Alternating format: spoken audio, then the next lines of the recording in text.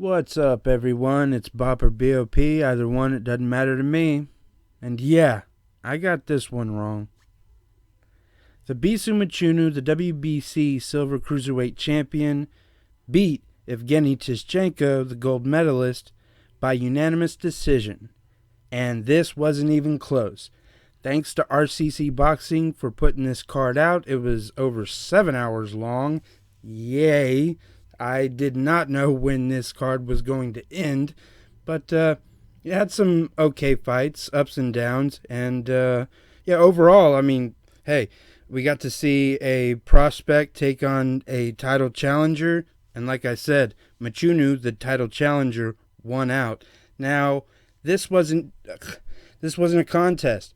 Evgeny Tishchenko was gun shy. It's like his mind was somewhere else. He was pawing at Mchunu with the jab, and Mchunu was popping in and out, getting what he wanted, or what he could really. What he wanted was some uppercuts and some Tyson-like shit, but that stuff never really came. But Mchunu didn't rush anything, and Evgeny Tishchenko, again, just pawing and then maybe letting the left hand go, and he would shell up in the Philly shell defense anytime Mchunu would show any type of power, which shows Tishchenko does not like power. He can't handle anything on his body, nor can he handle anything that can get through with his chin. Mchunu has proved this. Now, with Mchunu dominating Tishchenko, I think this leaves Tishchenko to go back to the drawing board and hopefully learn from someone like Vladimir Klitschko on how to move in and out, use your length, use your jab properly instead of just pawing at someone very, very weakly and hoping that you can get the judge's scorecard. Which, by the way, the scorecards were very lopsided, which that's to be expected, but I thought that they were going to give it to Tishchenko. When I heard the scorecards, I was like, oh no, they're gonna fuck over Mchunu. But no, the wide scorecard margins were for Mchunu, shockingly. Now, if it was in America, I'm pretty sure Tishchenko would win. Because, hell, did you see the Broner fight? That was horrible. But, again, I think Tishchenko needs to learn from this, go slower, be brought up slower, not the Usyk or Okoli route, his own route. Hopefully he'll learn from this. He wasn't knocked out, but shoot, if this was Makabu, which is where he was hopefully going to, go after this, for his mind, hopefully, Makabu just would have chewed him up and spit him out. But with Mchunu getting to him first, I mean, hopefully he'll learn distance and use the jab like a Coley to where he's not just, I mean, in the late 11th and 12th round, he started to show promise. And he started to use his jab more proficiently instead of just slapping around. He was starting to peg Mchunu and then land a little bit of the left, but not really. Mchunu did a great job of evading, but it just showed that there are levels in this game, and Tishchenko is on world level or world challenging level. Like I said previously, but I didn't pick Mchunu. I picked Tishchenko by UD. But it was Mchunu by UD. So, but Mchunu is a steady test, a rock, like his nickname. But hopefully for Mchunu, this leads to a good few fights. I don't know if it will throw him in line to face Ilunga Makabu again. And I think this version of Ilunga Makabu would definitely destroy Mchunu a lot faster. It would be similar to the Dorodola fight, just it would start off a lot quicker than that. But I don't want to, shit talk Thabiso Mchunu after he took out, this would be considered an upset. He took out the gold medalist Evgeny Tishchenko. He taught him a lesson. I mean, you could tell Mchunu had no worries in this fight. He was just so calm, so collected.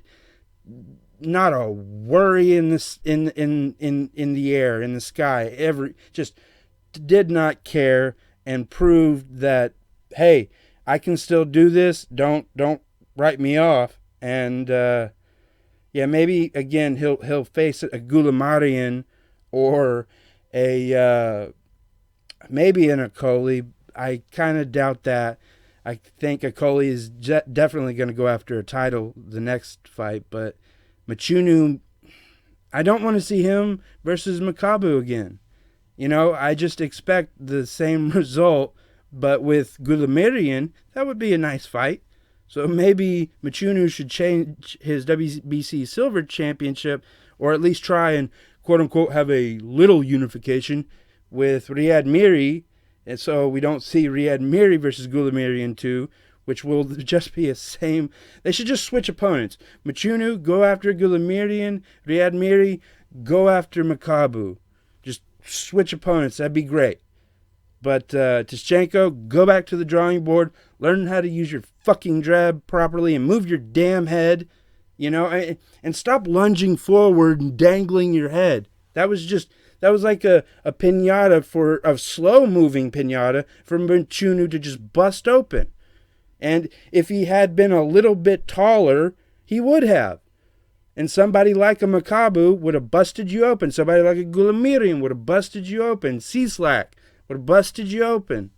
So definitely learn your shit. This was just maybe, I can't even say it's rust. He had 150 days off to Mchunu's 450 days off? And I know, again, Mchunu is the more seasoned veteran, but, Olympic gold medalist, yes, he was gifted, blah, blah, blah. But Olympic gold medalist, you should learn to either stay in shape, or if that was you, then fucking learn to throw more punches and to stop shelling up in the fucking Philly shell. In the Philly, it was like he was trying to be Floyd Mayweather out there, but you're 6'5". Coley was trying to do that shit with the hugging Henrietta Wanda style, and he had to change his shit up to evolve. Change your shit up because you already lost, so change your shit up. Fight like a ranged fighter. Again, go the Vladimir Klitschko route. Hell, you probably say, hey, I'm an Olympic gold medalist, Vladimir, could you teach me? And Vladimir will probably teach you. I don't know him like that. You don't know him like that, but you got a better chance of knowing him like that. So go know him like that. Anyways, again, thanks to RCC Boxing for putting this card on. 7 hours of mostly goodness. I'm not going to lie and say it was the greatest, but I mean, for free boxing, I'm not going to fucking complain, especially when I get Mchunu versus Tishchenko, because I'm smart. Anyways, that was my recap of this fight. A disjointed mess combobulation of sentences fragmented into what I like to call a podcast, I guess. So I hope you all have a good one. We have lots more to look forward to. I believe there's 5 matches, 3 light heavyweights and 2 cruiserweight matchups in April that we're going to talk about in the prediction and yada, yada, yada.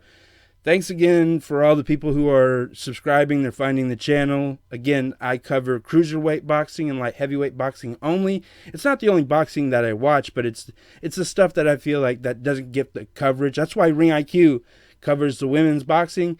He wants to see more of it. He covers it. He's getting the word out. So I want to see more cruiserweight boxing and light heavyweight boxing and it be more promoted in a better light.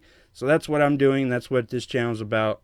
So if you're definitely wanting to keep up with cruiserweights, light heavyweights, this is the channel for you.